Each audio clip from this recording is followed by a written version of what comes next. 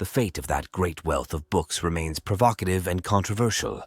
For centuries, the main point of contention was whether or not the library survived until the Arab conquest of Alexandria in the 7th century.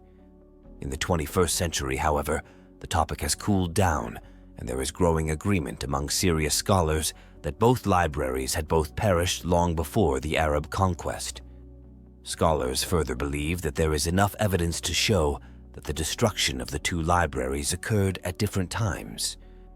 The demise of the Royal Library is entwined with the tumultuous events of 48 BCE during a civil conflict in Egypt. Julius Caesar, entangled in the power struggle between Cleopatra and her brother Ptolemy XIII, set ablaze the enemy fleet in the great harbor of Alexandria as a desperate strategy. While Caesar's first-hand accounts remained elusive on the extent of the conflagration within the city, subsequent historical narratives by figures like Plutarch and Strabo vividly narrate the devastation, asserting that the fire ravaged the great library itself. Meanwhile, sheltered within the confines of the Serapeum, the daughter library persevered until the 4th century, sustained by the prevailing paganism. However, the tides shifted with the ascent of Christianity, particularly under Emperor Theodosius I. In a zealous pursuit to eradicate remnants of paganism, Theodosius sanctioned the demolition of temples in Alexandria in 391. Theophilus, the Bishop of Alexandria, spearheaded the assault on the Serapeum, resulting in its ruin and the subsequent establishment of a church on its ruins.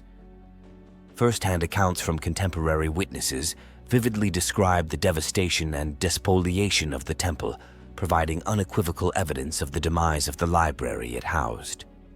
Aphthonius's description before 391 starkly contrasts with the altered landscape post-destruction, underscoring the library's tragic end.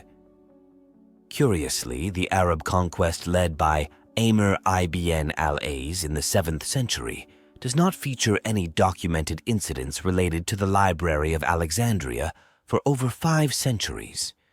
It wasn't until the emergence of a 13th century account that accused Emir of burning the ancient books, a fabrication that was later debunked by historians like Edward Gibbon.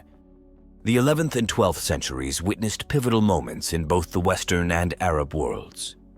Europe experienced a resurgence in classical learning, often termed a proto-Renaissance, while the Muslim East faced library destruction incidents amid the Crusades.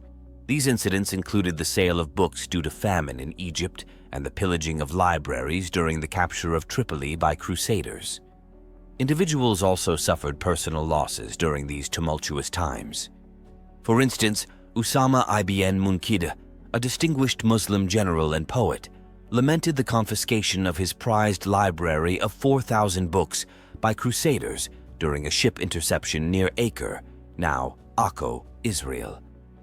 The era of turmoil, marked by public indignation and mutual accusations, provided fertile ground for the creation of stories blaming Arabs for the destruction of the Library of Alexandria. Ibn al-Kifti, a 12th century historian, embellished this tale, possibly influenced by his family's connections to Saladin's regime. Saladin's actions, including the sale of libraries, triggered resentment and criticism, prompting attempts to justify the ruler's decisions. Ibn al-Kifti's incorporation of the story likely aimed to validate the new regime's actions amid mounting criticism. In essence, the fate of the Library of Alexandria transcends a mere historical account.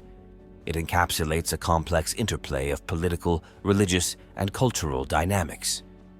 Furthermore, the burgeoning demand for books in the West during its revival likely resulted in the acquisition of numerous texts from the Muslim world. Contemporary scholars predominantly absolve historical figures like Amr ibn al-Aziz of the library's destruction, affirming that the Library of Alexandria ceased to exist long before the Arab conquest. It stands as a poignant reminder of the fragility of knowledge and the intricate tapestry of events that shape our understanding of the past.